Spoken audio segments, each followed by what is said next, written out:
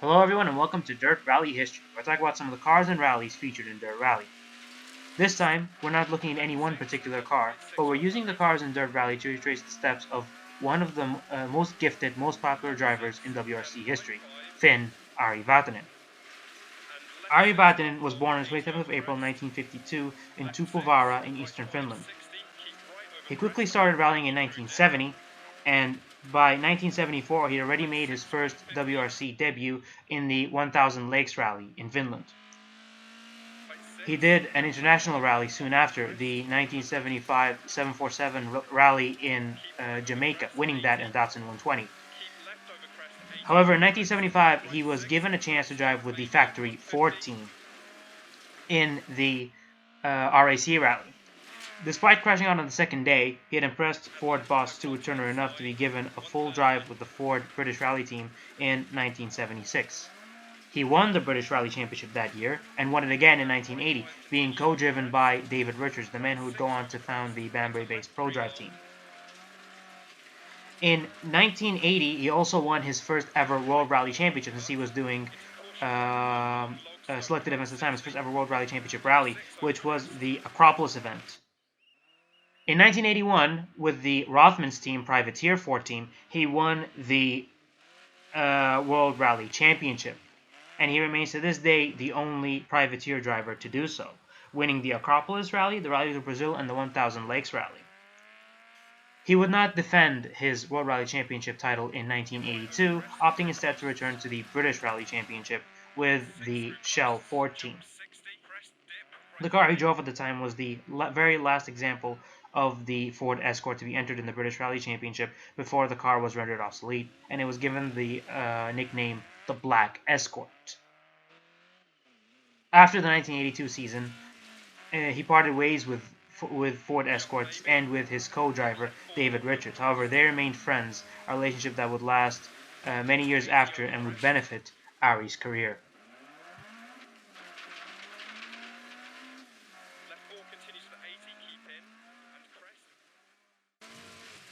In the 1983 team, partnered with new co-driver Terry Harriman, Ari Vatanen moved on to the Opel team, at first driving the Opel Ascona and then moving on to the Opel Manta.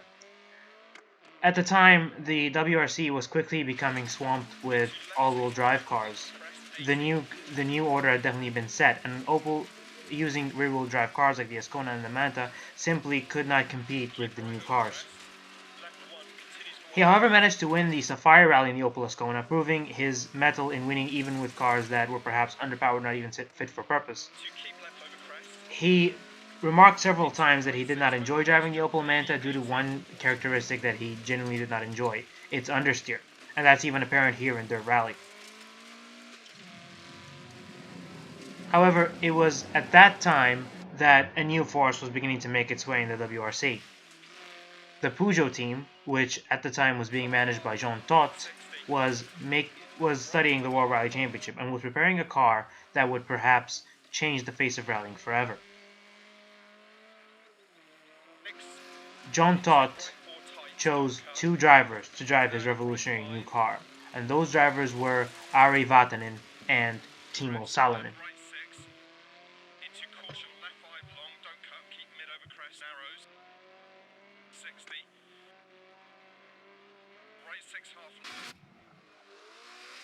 Behind the wheel of this revolutionary new car, the Peugeot 205 T16, a car which had a mid-mounted 480 horsepower four-cylinder turbocharged engine, was all-wheel drive, and was exceedingly small for the cars at the time. Ari Vatanen would go on to win 5 consecutive rallies between 1984 and 1985. The 1000 Lakes Rally, the San Remo Rally, the RAC Rally, Rally Monte Carlo, and his last ever World WRC win, the Swedish Rally. He was driving in the best form of his life and was hotly tipped to win the 1985 World Rally Championship. However, a series of mechanical failures and accidents led him to be behind his Peugeot teammate Timo Salonen. In Rally Argentina, he had a very serious accident. His car somersaulted going 120 miles an hour, rolled multiple times, and left him with serious life-threatening injuries. This would prove to be the hardest time of Ari Vatanen's life. He spent a full 18 months recovering from these injuries, later on followed by having severe depression from his hospital stay and repeated operations. He then, however, proved that you can't keep a good fin out of a fast rally car, and he quickly made a full recovery after these 18 months, returning to the Peugeot team. He, however, would not win a rally after that, despite being welcomed back with open arms.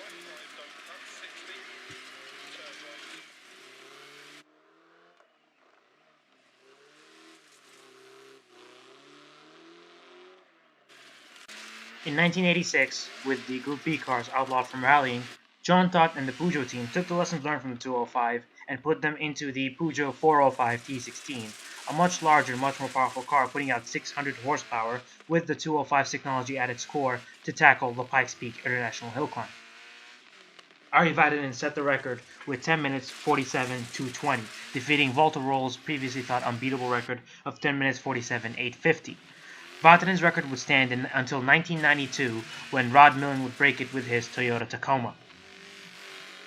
The 405 went on to have other success in the Paris-Dakar, winning in 1987, 1990, and 1991.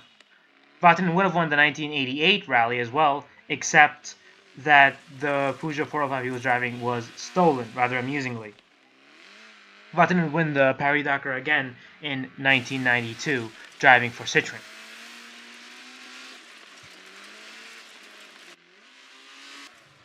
In 1992, Ari Vatanen would be reunited with David Richards, albeit with very different circumstances, since David Richards was managing the Subaru World Rally team through his firm ProDrive. He hired Ari Vatanen to partner Colin McRae in the 1992 season, and continued on into 1993. And despite achieving several good finishes, including 3 second-place finishes, he was dropped after the 1993 season in favor of Carlos Sainz. He later on went to do several one-off rallies with Ford and again with Subaru before taking part in his final rally in a Peugeot 206 in the 2011 1000 Lakes Rally in Finland. After this, Ari Vatanen would pursue a career in politics, being elected to the European Union in 1999 and 2004. He tackled such policies as car taxation and agricultural development. Ari Vatanen is a driver who excelled at whatever he did. He drove every car he had to its limit, even despite some of them being understeering and not at all to his liking, and would go on to be one of the most popular and one of the most beloved rally legends this sport has ever seen. Thank you everyone for watching, and I will see you all next time.